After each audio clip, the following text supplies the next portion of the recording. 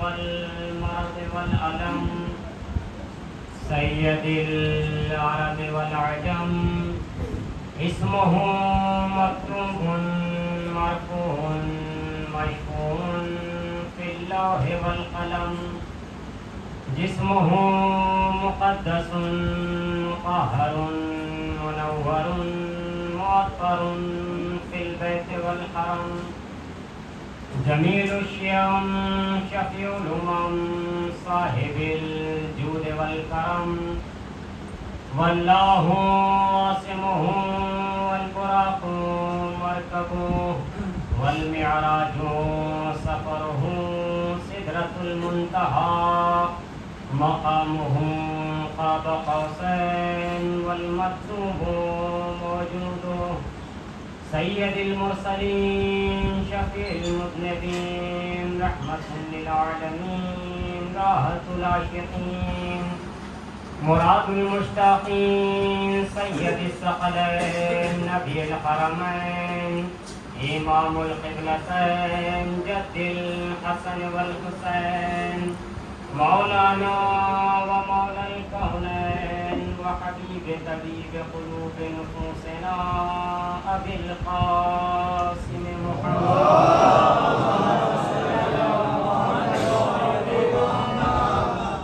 ولعنة الله على أعدائهم وقتلتهم وغاصب حقوقهم ومنكر فضائلهم ومصائبهم والشاكين فيهم أجمعين من الآن إلى يوم قيام يوم الدين أما بعد فقد قال الله سبحانه وتعالى في كتابه الأعلى بسم الله الرحمن الرحيم هل يستوي الذين لا يعلمون والذين لا يعلمون صلوات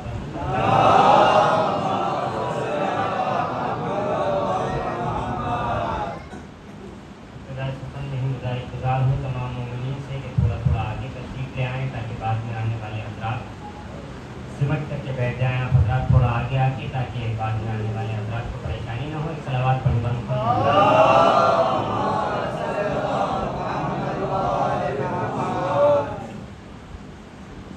صلوات پڑھیں تو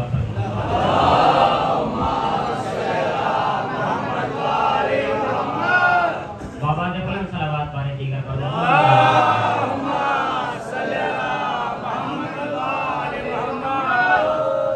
عزیزان گرامی، بزرگان عزیز، ماتمداران سید الشہداء، خالق کائنات، دو جہاں کا پالنے والا رب العزت اپنی بابرکت اور متبرک کتاب قرآن کریم، جو کہ ایسی کتاب ہے کہ لا ریب فیہ، اس میں کسی طرح کا کوئی عیب نہیں ہے، بے عیب کتاب ہے. عزیزوں، یوں تو آپ سب حضرات بہتر جانتے ہیں، بزرگان تشریف فرما ہیں. میں ایک اپنا سا طالب علم سوائے سما خراشی کے شاید اور کسی منزل تک آپ کو نہیں لے جا سکتا، لیکن چند معلومات آپ حضرات کی بابرکت خدمت میں پیش کرنے کی تمام تر صحیح و کوشش کروں گا. عزیزوں، جس کو عنوان سخن قرار دیا ہے وہ آیت ہے. یہ جو میں اس لیے عرض کر رہا ہوں کہ اگر کسی روایت پہ گفتگو کی جائے تو ممکن یہ ہے کہ سامنے والا یہ کہہ دے کہ اس کا راوی صحیح نہیں ہوگا، ممکن ہے کہ یہ کہہ دے کہ یہ روایت ضعیف ہوگی، ممکن ہے کہ یہ کہہ دے کہ سننے والا صحیح نہیں ہوگا.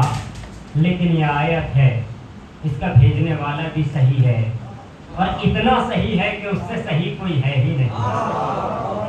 اس کو بھیجنے والا بھی، یا جملے بدل کے یوں کہوں کہ اس کو بھیجنے والا بھی امین ہے، لانے والا بھی امین ہے، لینے والا بھی امین ہے.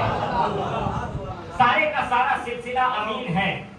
تو اس میں کسی طرح کی شک و شبے کی کوئی گنجائش نہیں ہے، کیونکہ یہ وہ کتاب ہے پروردگار عالم کی جس کے لیے خود معبود کائنات نے کہا ہے کہ اِنَّا نَحْنُ نَزَّلْنَا الذِّكْرَ وَإِنَّا لَهُ لَحَافِظُونَ، کہ ہم نے ہی اس قرآن کو نازل کیا ہے اور ہم ہی اس کی حفاظت کرنے والے ہیں۔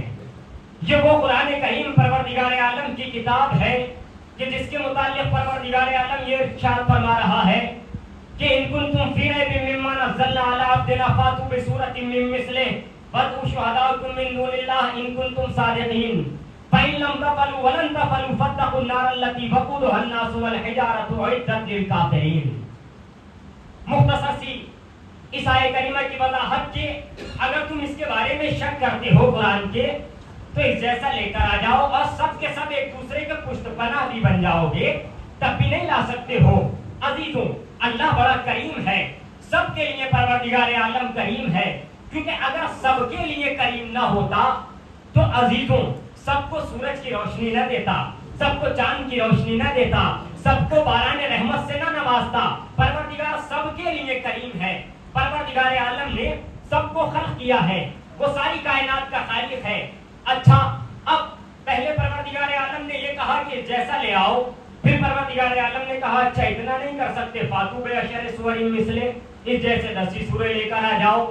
اچھا اتنا بھی نہیں کر سکتے، فاتوا بسورۃ من مثلہ، اس جیسا ایک ہی سورہ لے کر آ جاؤ۔ اچھا اتنا بھی نہیں کر سکتے، فاتوا بحدیث مثلہ، اس جیسی ایک آیت ہی لے کر آ جاؤ۔ عزیزوں، یہ انسان نہ قرآن کا جواب لا سکتا، نہ اس کے 10 سوروں کا جواب لا سکتا ہے، نہ اس کے ایک سورے کا حتیٰ ایک آیت کا جواب نہیں لا سکتا۔ اب یہ قرآن ہے، اللہ کی کتاب ہے، یہ عزیزوں ایسی کتاب ہے جو صادق ہے۔ یہ کتاب، یا یوں کہوں کہ یہ کتاب ایسی کتاب ہے جو ایک ہی وقت میں صادق بھی ہے، مصدق بھی ہے، تصدیق بھی ہے۔ یہ کتاب ایسی کتاب ہے جو ایک ہی وقت میں عالم بھی ہے، معلم بھی ہے، تعلیم بھی ہے، معلوم بھی ہے، علم بھی ہے۔ یہ کتاب تنہا ترین ایسی کتاب ہے جو ایک ہی وقت میں بیان بھی ہے، مبین بھی ہے، تبیان بھی ہے۔ یہ اللہ کی وہ واحد کتاب ہے کہ عزیزوں جہاں یہ کتاب موجود ہوتی ہے، ایک جملہ آپ کے مزاج کا حوالے کرنے جا رہا ہوں، یہ کتاب جہاں موجود ہو اور وہاں انجیل بھی موجود ہو، وہاں زبور بھی موجود ہو، وہاں توریت بھی موجود ہو اور قرآن کریم بھی موجود ہو۔ آپ جانتے ہیں نا قرآن کریم کب نازل ہوا ہے؟ تینوں کتابوں کے بعد چوتھی کتاب ہے قرآن کریم، لیکن چاروں کتابیں موجود ہیں۔ اس سے پہلے نازل ہونے والی تینوں کتابیں بھی موجود ہیں، لیکن تینوں کتابوں کو ایک طرف رکھ دیا جائے گا، بات مانی جائے گی تو آخری والی کی سب سے پہلے مانی جائے گی۔ ایک صلوات پڑھیں محمد۔ عزیزوں آگے بڑھتے ہیں۔ قرآن کریم اللہ کی تنہا ترین وہ کتاب ہے جس کے بارے میں پروردگار عالم کہہ رہا ہے کہ آپ سنتے رہتے ہیں اِنَّا أَنزَلْنَاهُ فِي لَيْلَةِ الْقَدْرِ، سب کو ترجمہ یاد ہے، بچہ بچہ واقف ہے کہ ہم نے اس کتاب کو شب قدر میں نازل کیا ہے۔ شب قدر کیا ہے؟ اِنَّا أَنزَلْنَاهُ فِي لَيْلَةِ الْقَدْرِ وَمَا أَدْرَاكَ مَا لَيْلَةُ الْقَدْرِ، تم کیا درک کر سکو کہ لیلۃ القدر کیا ہے؟ لیلۃ القدر خیر من الف شہر، یہ رات وہ رات ہے کہ جو 1000 مہینوں کی راتوں سے بہتر رات ہے۔ کیسے بہتر ہے؟ کہ اگر اس ایک رات میں عبادت کی جائے جس رات میں قرآن کریم نازل ہوا ہے، تو دیگر 1000 مہینوں کی راتوں میں وہ عبادت کی جائے تو اتنا ثواب نہیں ملے گا جتنا اس ایک رات میں ثواب مل جائے گا۔ اچھا، یہ ایک رات جس رات میں قرآن نازل ہو گیا اس کا مقابلہ دوسرے مہینوں کی 1000 راتیں مل کر کرنا چاہے اس رات کا مقابلہ نہیں کر سکتی ہے، تو بھائی جس رات میں قرآن نازل ہو جائے اس کا مقابلہ دیگر مہینوں کی 1000 راتیں نہیں کر سکتی، تو جس ذات پر قرآن نازل ہو جائے اس ذات کا مقابلہ۔ صلوات پڑھیں محمد والے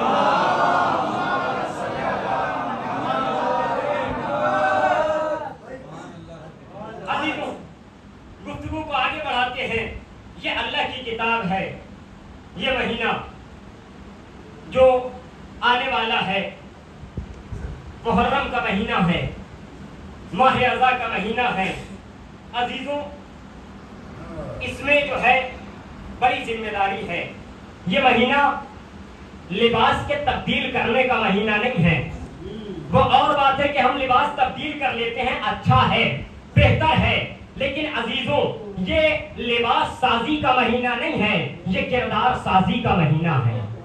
اس میں اگر لباس بدل رہا ہے تو اس سے زیادہ کردار بدلنا چاہیے۔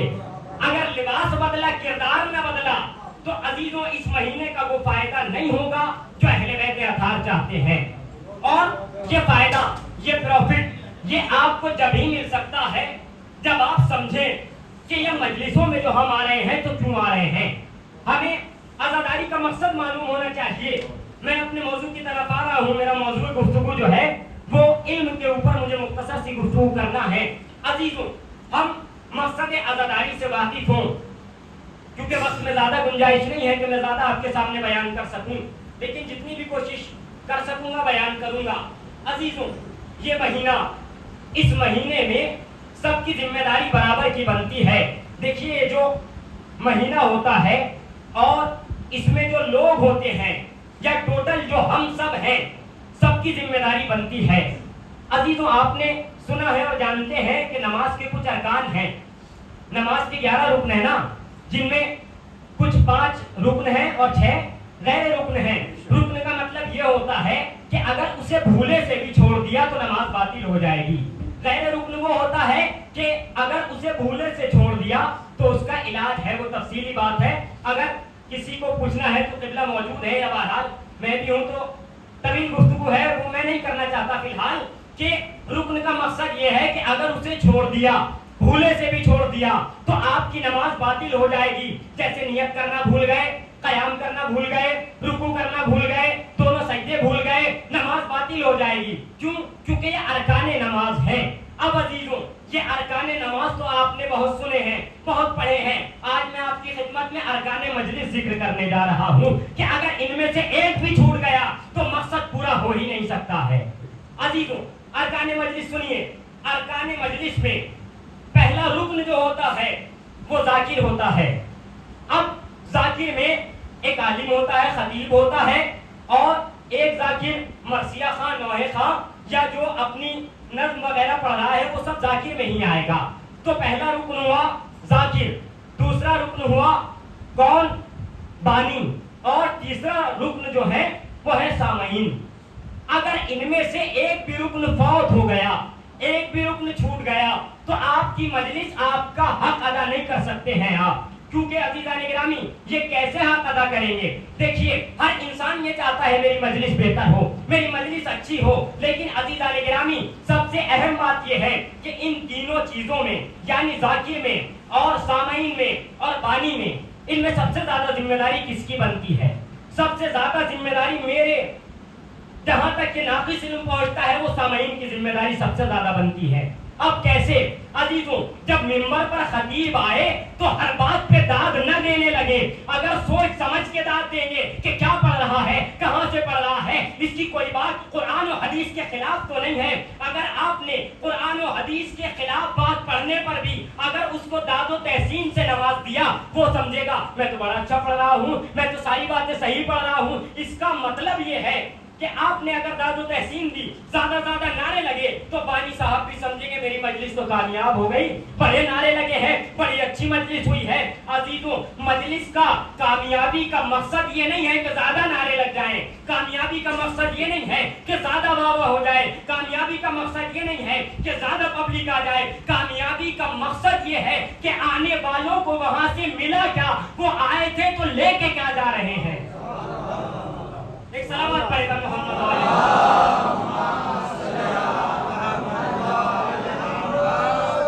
عزیزوں ان باتوں پر توجہ رکھنی چاہیے، اور یہ مجلسیں بڑی بابرکت مجلسیں ہیں، کیونکہ یہ تذکرہ، یہ ذکر وہ ہے جو سارے اذکار سے بہتر ہے۔ میں بڑی ذمہ داری کے ساتھ عرض کر رہا ہوں اس بات کو کہ سارے اذکار سے بہتر یہ ذکر سید الشہداء ہے، کیونکہ عزیزوں میں نے اپنے علم کے مطابق جو مختصر سا علم اب تک میرے پاس ہے، بہرحال ایک تو کچھ ہے نہیں، لیکن جو بھی 2-4 الفاظ پڑھے ہیں، تفاسیر میں دیکھا ہے اور تاریخ اٹھا کر کے دیکھی ہے، وہاں پہ چاہے تفسیر برہان ہو، تفسیر میزان ہو، تفسیر کشاف ہو، تفسیر قرآن بالقرآن ہو، تفسیر نور ہو، تفسیر نمونہ ہو، یا تاریخ کوئی سی بھی ہو، تاریخ ابن خلدون ہو، تاریخ انبیاء ہو، تاریخ نبوی ہو، تاریخ کربلا ہو، یا دیگر کوئی سی بھی تاریخ की किताब हो।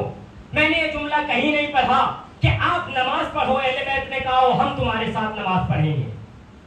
आप रोजा रखें, हम तुम्हारे साथ रोजा रखेंगे। आप ज़कात दें, हम तुम्हारे साथ ज़कात देंगे। क्या आप ज़कात दें, हम आपके ज़कात देने में शामिल होंगे।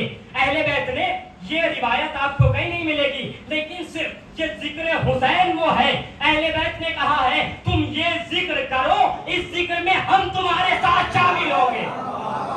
सलावत पढ़े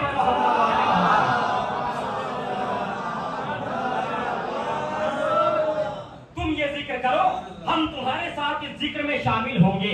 और आप मुतादिद बार सुनते रहते हैं कि अहले बैत अतार तशरीफ लाते हैं, यहाँ पर आदाब बताए गए हैं मजलिस के। अजीजों, मजलिस इतनी बाबरकत है, इतनी बाबरकत है कि जब इंसान मजलिस से बाहर होता है तो किसी का जहन कहीं होता है, किसी का जहन मकान में होता है, किसी का जहन दुकान पे होता है, किसी का जहन बच्चों में होता है, किसी का जहन और किसी अमाल में होता है। लेकिन जब इंसान इस फर्शे अदा पर आ जाता है तो उसका मुकम्मल जहन जो होता है वो जाकिर की तरफ होता है, अहले बैत अतार के जिक्र की तरफ होता है। इसकी वजह क्या है, इसका रीजन क्या है, ये क्यों ऐसा होता है? अजीजों, एक बात करके आगे बढ़ रहा हूँ। इसकी वजह ये है कि जब इंसान इस फर्शे अज़ा से बाहर होता है तो उसके ऊपर आवाम का पहरा होता है, लेकिन जब मजलिस में आ जाता है उसके ऊपर इमाम का पहरा हो जाता है। सलावत पढ़े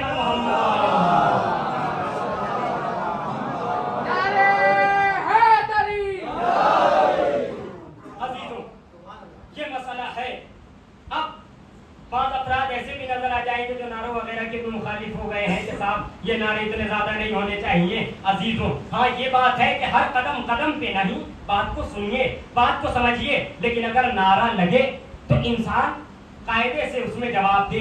क्योंकि जिक्र वो है कि ज़य्यनु मजालिसकुम बिज़िक्रि अली इब्न अबी तालिब, कि अपनी मजालिस को, अपनी महफिल को अली के जिक्र से जीनत दो। अब जब ये कोई नारा लगाता है, नारे का मकसद आपको जानते हैं, बेहतर जानते हैं, ज़ाकिरीन तशरीफ फरमा है, मैं उनके सामने लबकुशाई कर रहा हूँ, ये बड़ी बात है, मुझसे बेहतर जानते हैं। लेकिन बहरहाल अजीजों, नारा तो सबने लगाया है, नारा सबने लगाया है।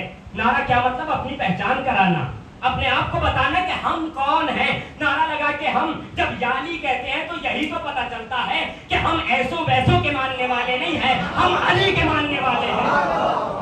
नारा लगा के, नारा सबने लगाया है। आदम ने भी कहा था मेरे इल्म का नारा, मूसा ने कहा था मेरे हैबत का नारा, यूसुफ ने कहा था मेरे हुस्न जमाल का नारा, याकूब ने कहा था मेरे लहन का नारा, अय्यूब ने कहा था मेरा नारा, मेरे सब्र का नारा। जब सब नारा लगाते रहे, ईसा यहाँ तक के हजरत ईसा तक बात पहुंची और कहा मेरी मसीहाई का नारा। फिर मिंबर को जोश आया, उसने कहा मेरे खतीब मिंबर सलूनी सलूनी का नारा। फिर अजीद दावत दुलशीरा को जोश आया, उसने कहा मेरे गवाह का नारा। फिर बिस्तर ने कहा मेरे सोने वाले का नारा। फिर खंबर ने कहा मेरे आका का नारा। फिर मुदर ने कहा मेरे मौला का नारा। फिर मेहताब ने कहा मेरे आका का नारा। फिर हसनैन ने कहा हमारे बाबा का नारा। फातिमा ने कहा मेरे शौहर का नारा। मुस्तफा ने कहा मेरे पसी का नारा।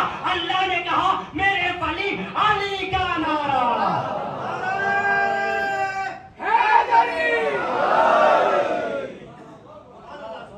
बाबा से बुलंद सलावत पढ़े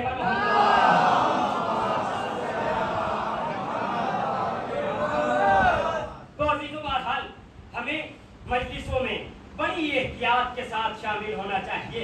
यहाँ तक के अरकान मजालिस और बहुत सी एहतियात जो आजकल व्हाट्सएप ग्रुप पे चल रही हैं, उनमें ये भी जिक्र है कि वुजू करके आए मजलिस पे। अजीजों, इसलिए कि न मालूम आपकी बराबर में कौन सा नबी बैठा है, न मालूम आपकी बराबर में अहले बैत अतार कहाँ बैठे हुए हैं। क्योंकि अजीजों, ये मजलिसें वो हैं कि जब फरिश्ते इस मजलिस में से उठकर जन्नत में जाते हैं तो जन्नत वाले पूछा करते हैं आपके बदन में से बड़ी अच्छी खुशबू आ रही है। जन्नत में तमाम तरह की खुशबुएं हैं, लेकिन ये यहाँ से उठकर جب جنت میں جاتے ہیں تو پوچھتے ہیں فرشتے جو نہیں آئے تھے کہ کہاں سے آ رہے ہو، تو ایک مرتبہ جانے والے فرشتے کہتے ہیں کہ ہمیں آپ کہاں سے آ رہے ہیں؟ وہ پوچھتے ہیں، جواب دیتے ہیں کہ ہم مجلس حسین سے آ رہے ہیں۔ کہا اچھا ہمیں بھی لے چلو گے، ہم بھی خواہش مند ہیں وہاں جانے کے۔ وہ فرشتے کہتے ہیں مجلس تو تمام ہو چکی۔ کہا اچھا تمام ہو چکی کوئی بات نہیں، لیکن اس فرش اعضا پر ہی لے چلو۔ کہا وہ بھی اٹھ گیا۔ جب وہ بھی اٹھ گیا کہا ہمارے اور قریب آؤ تاکہ ہم تمہاری خوشبو سونگیں، تم میں ایسی خوشبو آ رہی ہے۔ عزیزوں اس کا مرتبہ وہ ہے انسان پہچانے، منزلت پہچانے کہ ہم کہاں بیٹھے ہوئے ہیں۔ معرفت ہونی چاہیے، علم ہونا چاہیے انسان کے پاس کہ ہم جب آ رہے ہیں تو مجلس میں آ رہے ہیں کچھ لے کر کے جائیں، علم لے کر کے جائیں۔ میں نے آپ حضرات کی خدمت میں آیہ کریمہ کی تلاوت کی، سورہ زمر کی 9ویں آیت کی تلاوت کی۔ پروردگار عالم معبود کائنات ارشاد فرما رہا ہے هل يستوي الذين يعلمون والذين لا يعلمون، کہ کیا جاننے والے اور نہ جاننے والے برابر ہو سکتے ہیں؟ پروردگار یہ جو سوال کر رہا ہے خدا بند عالم، یہ ایک کوشچن ورڈ کے ذریعے کر رہا ہے۔ لفظ حل جو ہے عربی میں، آپ حضرات عربی کا جو حضرات ہیں جانتے ہیں کہ سوالیہ نشان ہوتا ہے۔ اب پروردگار عالم یہاں پہ سوال کر رہا ہے، کس سے پوچھ رہا ہے؟ بندوں سے جو کچھ بھی نہیں جانتے ہیں، جنہیں کچھ پتہ ہی نہیں ہے۔ حد تو یہ ہے جنہیں یہ خبر نہیں کہ ہم یہاں سے اٹھیں گے بھی یا نہیں اٹھیں گے۔ اچھا پروردگار تجھے یہ کیا ہو گیا؟ تو ان ناقص العقل لوگوں سے پوچھ رہا ہے جنہیں کوئی علم نہیں ہے، ان سے سوال کیوں کر رہا ہے؟ عزیزوں سوال کیوں کیا جاتا ہے؟ بعض مقامات پر ایسا ہوتا ہے، استاد موجود ہیں، ٹیچر موجود ہیں، کبھی کبھی سوال جو ہوتا ہے ہمیشہ اس لیے نہیں ہوتا کہ ہمارے علم میں اضافہ ہو جائے۔ اگر آپ نے کسی بچے کو ہوم ورک دیا، اب وہ کر کے نہیں لایا، اب آپ دوسرے دن اس سے پوچھیں گے کیا میں نے تمہیں کام نہیں دیا تھا؟ یہاں پہ سوالیہ نشان کیوں ہے؟ کیا میں نے تمہیں کام نہیں دیا تھا؟ اما دیا تو آپ ہی نے تھا۔ یہ سوالیہ نشان لگا کے کیوں پوچھ رہے ہو؟ معلوم یہ ہوا وہ یہ نہیں کہنا چاہ رہے کہ کیا میں نے دیا تھا، وہ یہ کہنا چاہ رہے ہیں کہ مخاطب اپنی زبان سے اقرار کرے کہ ہاں آپ نے کہا تھا ہم نے نہیں کیا۔ مخاطب کا اقرار۔ اب پروردگار عالم بھی اپنے علم میں اضافے کے لیے نہیں کہہ رہا ہے، وہ اس لیے کہہ رہا ہے تاکہ مخاطب پروردگار اس بات کا اقرار کرے کہ ہاں پروردگار تو نے کہا تھا۔ اب ہم نے نہیں مانا، ادھر آدھر چلے گئے تو یہ مسئلہ الگ ہے۔ اچھا یہ علم کی گفتگو ہے عزیزان گرامی۔ علم وہ چیز ہے کہ جس کے لیے پروردگار عالم فرما رہا ہے کہ ہم نے جو علم دیا ہے، تو دو طرح کے لوگ ہوتے ہیں اس کائنات میں جن کے متعلق قرآن کریم، کیونکہ اگر قرآن کریم سے گفتگو ہو تو مجھے تو بڑی پسند ہے کہ آیتوں سے گفتگو ہو، آیت کی آیت سے تفسیر کرتے چلے تو مزہ ہی کچھ اور آئے گا۔ اب پروردگار عالم فرما رہا ہے دو طرح کے لوگ خداوند عالم نے کہا کہ اس کائنات میں ہے علم کے حوالے سے۔ پہلے وہ لوگ پروردگار فرماتا ہے بسم اللہ الرحمن الرحیم واللہ اخرجکم من بطون امہاتکم لا تعلمون شیئا وجعل لکم السمع والابصار والافئدہ۔ پروردگار عالم فرما رہا ہے کہ خداوند عالم نے تمہیں تمہاری ماؤں کے بطنوں سے، شکم سے باہر نکالا اس حالت میں کہ لا تعلمون شیئا، تم کچھ نہیں جانتے تھے۔ ایک قسم تو علم کی یہ ہو گئی، ایسے لوگ ہو گئے جو کچھ ہی نہیں جانتے تھے۔ اب دوسری طرف پروردگار عالم دوسرے لوگوں کو بیان کر رہا ہے۔ آئیے اٹھائیے قرآن کریم کا 55واں سورہ، سورہ رحمان، پڑھیے وہاں سے لے کر کے آیت الرحمن علم القرآن خلق الانسان علمہ البیان۔ اے پروردگار عالم خدا کہہ رہا ہے میں رحمان ہوں۔ کیوں رحمان ہوں؟ الرحمن، میں رحمان ہوں اس لیے الرحمن علم القرآن کہ میں نے قرآن کا علم دے دیا۔ پھر کیا ہوا؟ قرآن کا علم دے دیا۔ الرحمن علم القرآن خلق الانسان، قرآن کا علم دے دیا پھر انسان کو خلق کیا۔ اے پروردگار ایک طرف تو یہ ہو رہا ہے کہ پہلے تو نے یہ کہا کہ ہم نے جب تمہیں خلق کیا تو تم کچھ نہیں جانتے تھے، دوسری طرف کہہ رہا ہے علم القرآن، قرآن کا علم پہلے دے دیا خلق بعد میں کیا۔ اے پروردگار اب ہمیں دکھا تو صحیح کہ کہاں دیا، کس کو علم دیا، وہ کون لوگ ہیں جو جب ماؤں کے شکم سے باہر آئے تو جاہل تھے۔ پروردگار عالم نے کہا اگر دیکھنا چاہتے ہو کہ ہم نے قرآن کا علم خلقت سے پہلے کسے دیا ہے تو 13 رجب کو دست محمد پر آ کر کے دیکھ لینا، 3 دن کا ایک بچہ ہوگا، توریت صاحب توریت سے بہتر پڑھے گا، انجیل इंजील साहिब इंजील से बेहतर पढ़ेगा, ज़बूर साहिब ज़बूर से बेहतर पढ़ेगा, कुरान ऐसे पढ़ेगा जैसे साहिब कुरान पढ़ता है। सलावत पढ़े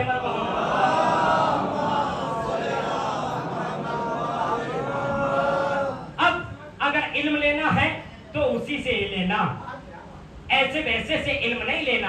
अब अजीज़ों बात इल्म की आ रही है, काफी तवील गुफ्तगू हो जाएगी, लेकिन वक्त के अंदर इतनी गुंजाइश नहीं है कि मैं बात को और ज्यादा आपके सामने पेश करूं। मौला का इल्म ऐसा इल्म है कि इंसान समझ ही नहीं सकता क्या इल्म है। अजीजों, एक शख्स आया, दरबार सजा हुआ है, दरबार खिलाफत। आने के बाद मैं किनायतन इशारतन गुफ्तगू करता हुआ गुजर रहा हूं कि दरबार खिलाफत में एक शख्स आया, आकर के कहता है कि मैं बगैर ज़बीहे का गोश्त खाता हूं, ऐसी चीज को रहबर मानता हूं जो न चलना जानती है, न फिरना जानती है, न बोलना जानती है, फितने को दोस्त रखता हूं और बगैर देखे गवाही देता हूं। अब जैसे ही वक्त के हाकिम ने सुना कि बगैर देखे गवाही देता है, इस सलावत पढ़े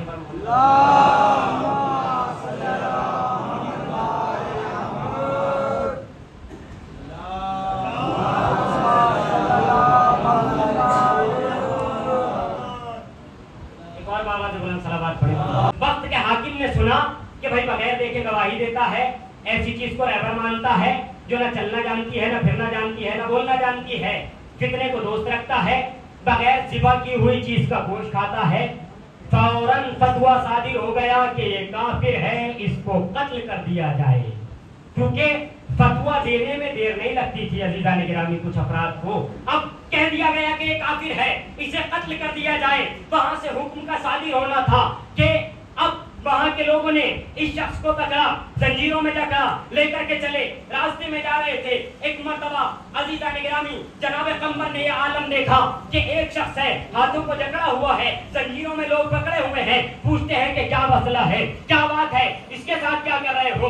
कहा ये जाकर के दरबार में पूछो, हमें हुक्म दिया गया है इसे कत्ल करने का, कत्ल करने ले जा रहे हैं। जनाब कमर ने इसरार किया, बताओ तो सही मसला क्या है, क्यों कत्ल करने ले जा रहे हो?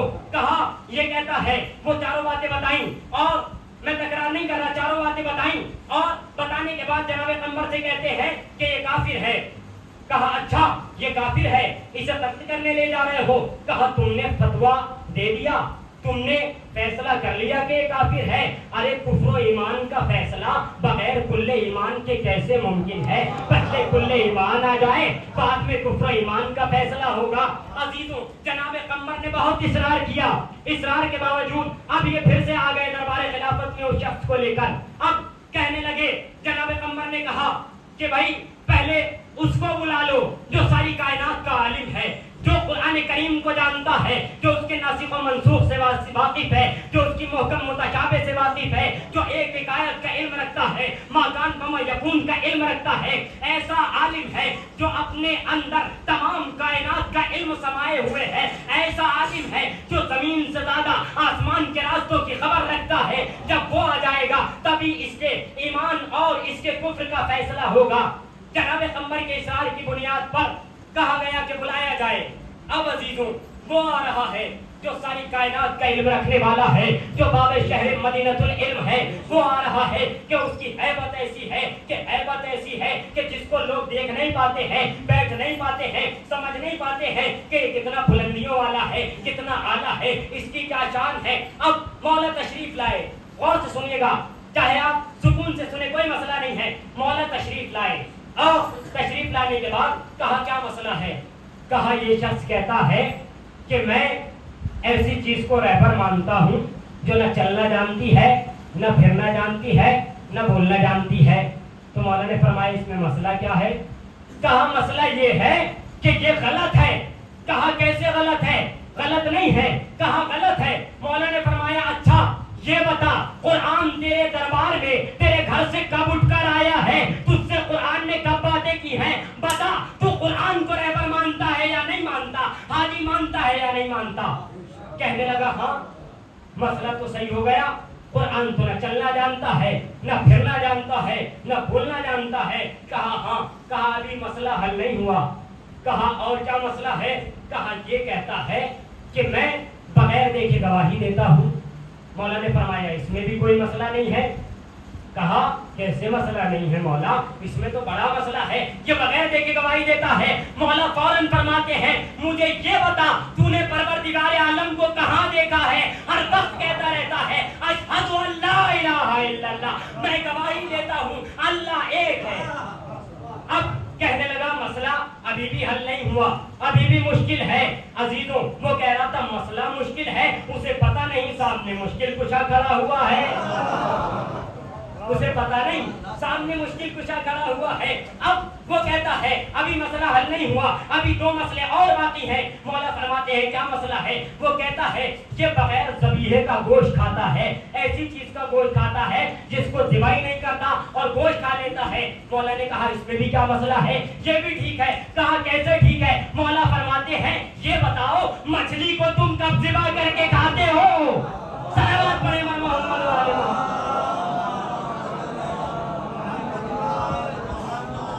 مولا فرماتے ہیں یہ بتاؤ مچھلی کو کب تم ذبح کر کے کھاتے ہو؟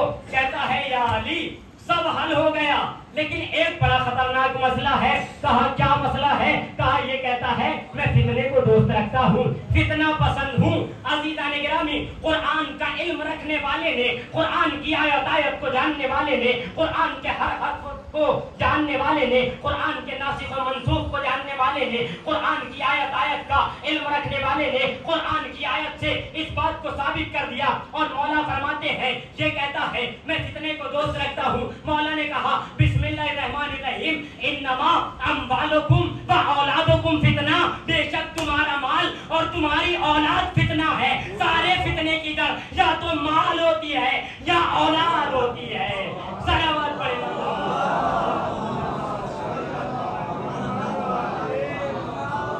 سب مسئلہ حل کر دیا مولا نے. لوگ سوال کر رہے ہیں مولا سے عجیب و عجیب سوالات.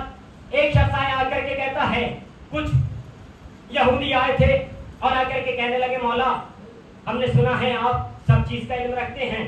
کہا سوال کیا ہے؟ سوال بتاؤ. سوال کیے بڑے عجیب سوال. کہتے ہیں کہ غور سے سنیے گا. سوال یہ ہے کہ وہ ایک چیز کون سی ہے جس کے جیسا کوئی دوسرا نہیں ہے.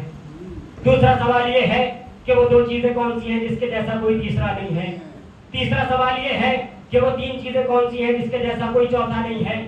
چوتھا سوال یہ ہے کہ وہ چار چیزیں کون سی ہیں جن کے جیسا کوئی پانچواں نہیں ہے.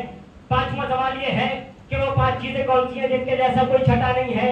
چھٹا سوال یہ ہے کہ وہ چھ چیزیں کون سی ہیں جن کے جیسا کوئی ساتواں نہیں ہے. ساتواں سوال یہ ہے کہ وہ سات چیزیں کون سی ہیں جن کے جیسا کوئی آٹھواں نہیں ہے. آٹھواں سوال یہ ہے کہ وہ آٹھ چیزیں کون سی ہیں جن کے جیسا کوئی نواں نہیں ہے. نواں سوال یہ ہے کہ وہ نو چیزیں کون سی ہیں جن کے جیسا کوئی دسواں نہیں ہے. دسواں سوال یہ ہے کہ وہ 10 چیزیں کون سی ہیں جن کے جیسا کوئی 11واں نہیں ہے. 11واں سوال یہ ہے وہ 11 چیزیں کون سی ہیں جن کے جیسا کوئی 12واں نہیں ہے. یہ وہ 12 چیزیں کون سی ہیں جن کے جیسا کوئی 13واں نہیں ہے. آپ خاموش ہیں, میں آپ کو سب کے جواب ابھی دوں گا انشاءاللہ. ایک صلوات پڑھیں محمد علیہ وسلم. دیکھیے بیدار ہو کر سنیے گا. جب آنے والے نے پوچھا وہ ایک چیز کون سی ہے جس کے جیسا کوئی دوسرا نہیں ہے, مولا نے کہا آیے کریمہ کی تلاوت کی لیسا کمثلہ شیء, وہ پروردگار ایسا واحد ہے کہ اس کے جیسا کوئی دوسرا نہیں ہے. کہتے ہیں یہ بتاؤ وہ دو چیزیں کون سی ہیں جس کے جیسا کوئی تیسرا نہیں ہے. مولا فرماتے ہیں وہ دن و رات ہیں جن کے جیسا کوئی تیسرا نہیں ہے. کہتے ہیں وہ تین چیزیں کون سی ہیں جن کے جیسا کوئی چوتھا نہیں ہے. مولا فرماتے ہیں وہ لوح و قلم و کرسی ہے جن کے تین کے جیسا کوئی چوتھا نہیں ہے. کہتے ہیں مولا یہ بتائیے وہ چار چیزیں کون سی ہیں جن کے جیسا کوئی پانچواں نہیں ہے. مولا فرماتے ہیں وہ اللہ کی نازل کردہ چار کتابیں ہیں, انجیل, زبور, تورات, قرآن, جن کے جیسی کائنات میں پانچویں کتاب کوئی نہیں ہے. کہتے ہیں مولا یہ بتائیے وہ پانچ چیزیں کون سی ہیں جن کے جیسی کوئی چھٹی چیز نہیں ہے. مولا فرماتے ہیں وہ پانچ چیزیں بھی اس کائنات میں ہیں جن کے جیسی کوئی چھٹی چیز نہیں ہے. کہا وہ پانچ چیزیں کون سی ہیں؟ مولا فرماتے ہیں وہ پنجگانہ نمازیں ہیں جن کے جیسی کوئی چھٹی نماز نہیں ہے. کہتے ہیں مولا یہ بتائیے وہ 6 چیزیں کون سی ہیں جن کے جیسی کوئی ساتویں نہیں ہے. مولا نے پھر آیت کریمہ کی تلاوت کی.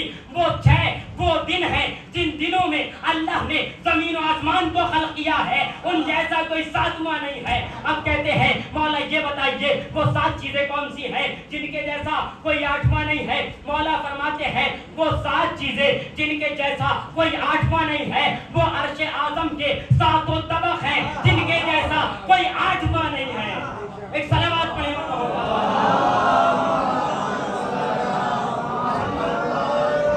پھر سوال کیا مولا وہ یہ بتائیے وہ 9 چیزیں کون سی ہیں جن کے جیسا کوئی 10 نہیں ہے. مولا فرماتے ہیں وہ جناب صالح کی قوم کے ایسے 9 افراد ہیں جنہوں نے ناقہ صالح کی ٹانگوں کو کاٹا تھا. ان بدبخت کو 9 جیسا کوئی 10واں نہیں ہے. پھر کہتے ہیں کہ مولا یہ بتائیے وہ 10 چیزیں کون سی ہیں جن جیسا کوئی 11واں نہیں ہے. مولا نے پھر جواب دیا. عزیزوں شاید میں سوچ رہا ہوں جواب دینے میں, مگر یہ کائنات کا عالم ہے, اس کو سوچنے میں دیر نہیں لگتی, یہ سوچا نہیں کرتا, کیونکہ ساری کائنات اس کے سامنے ایسے ہے جیسے ہمارے ہاتھوں کے درمیان ہماری 5 انگلیاں ہوا کرتی ہیں. اب جب مولا سے سوال کیا وہ 10 چیزیں کون سی ہیں جن کے جیسا کوئی 11واں نہیں ہے, مولا نے پھر آیت کی تلاوت کی. مولا فرماتے ہیں وہ 10 وہ روزے جو اللہ نے حاجیوں کے اوپر حج میں 10 روزے واجب کیے ہیں, ان جیسا کوئی 11واں نہیں ہے. پھر کہتا ہے مولا یہ بتائیے وہ 11 چیزیں کون سی ہیں جن کے جیسا کوئی 12واں نہیں ہے. مولا فرماتے ہیں پھر آیت کریمہ کی تلاوت کی. وہ کہتے ہیں مولا جناب یوسف نے اپنے بابا یعقوب سے کہا تھا یا ابتے رأیت احد عشر کوکبا, اے بابا جان میں نے خواب میں 11 ستاروں کو دیکھا ہے جو میرے لیے سجدہ کر رہے ہیں. مولا فرماتے ہیں ان 11 جیسا 12واں نہیں ہے. پھر کہتے ہیں کہ آپ اب یہ بتائیں کہ وہ 12 کون ہے جن جیسا کوئی 13واں نہیں ہے. مولا فرماتے ہیں وہ ہم 12 امام ہیں جن کے جیسا کائنات میں ہے ہی نہیں. صلوات پڑھیں.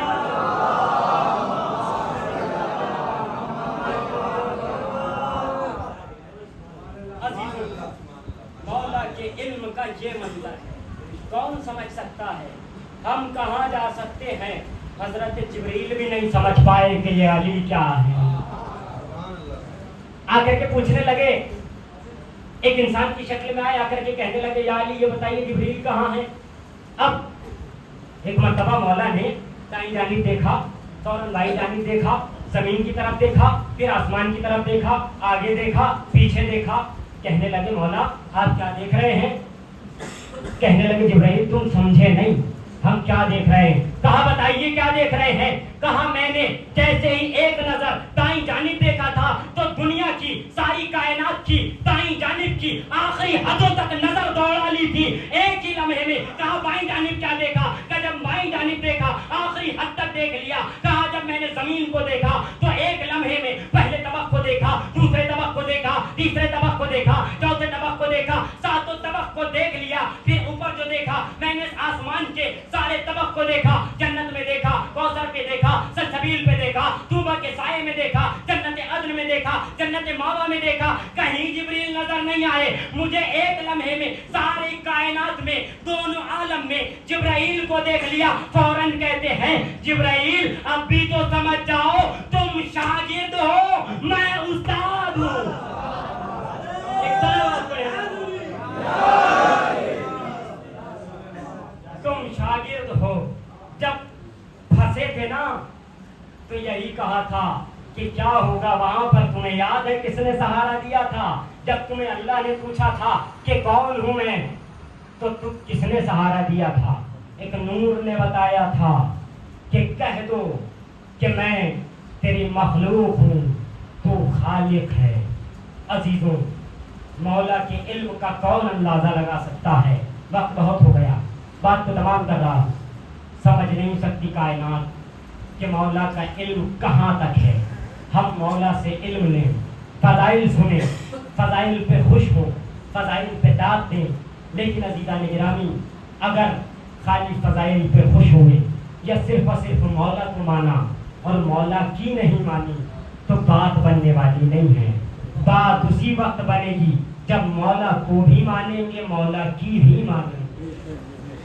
ہمیں پروردگار توفیق دے کہ ہم جتنا مولا کو مانتے ہیں اتنا ہی مولا کی بھی مانیں، تب تو پروردگار عالم ہمیں ان منازل پر لے جائے گا جس منازل پر اہل بیت اطہار ہمیں دیکھنا چاہتے ہیں۔ ہمیں دیکھنا چاہتے ہیں کہ ہمارے چاہنے والے کس عظیم منزلوں پر ہیں۔ عزیزوں، اتنا علم رکھنے والا لوگ کیسے کیسے سوال کرتے تھے آپ کے اذہان میں ہیں۔ اگر حقیقتاً چیزیں پوچھی ہوتی تو شاید ہزاروں سال پہلے یہ چیزیں سامنے آ چکی ہوتی جو آج سامنے آ رہی ہیں، مگر لوگوں نے سوال نہیں کیے۔ سوال کرنا تو بہت دور کی بات، اذیتوں پہ اذیتیں دینا شروع کر دی، اور اس عالم باعمل اور کائنات کے ایسے عالم کو اتنی اذیتیں دی جو بے مثال عالم تھا۔ لوگوں نے اذیتیں دی اور اتنی اذیتیں دی کہ عزیزوں صرف مولا تک ہی اذیتیں محدود نہیں رہی، مولا کے بعد ان کی آل کو بھی ایسی ایسی اذیتیں دی گئیں جو اذیتیں خود مولا کو نہیں دی گئیں، اتنی زیادہ اذیتیں دی گئیں۔ ہاں عزاداران مظلوم کربلا، آپ رونے کے لیے بے چین ہو گئے، آپ کی آنکھوں میں اشک بھر آئے، آپ نے مولا کا نام سنا، آپ کی آنکھیں بھر آئیں۔ عزاداران مظلوم کربلا، بہت جلد امام حسین کربلا میں پہنچنے والے ہیں۔ یہ 2 محرم بہت قریب ہے جب غریب زہرا وارد کربلا ہو جائے گا۔ ہاں عزاداران مظلوم کربلا، علم نصب ہوگا، اس حوالے سے یہ مجلس ہے۔ میرا دل چاہ رہا ہے کہ میں مولا کے علمدار کے مصائب کے چند جملے آپ کے سامنے پیش کر کے بات کو تمام کروں۔ عزاداروں، حسین کا وہ علمدار جس کو حسین نے کربلا میں اپنا علم تھما رکھا تھا، اپنا علم نہیں تھا، فوج اسلام کا علم تھا جو غازی عباس کے ہاتھوں میں تھا۔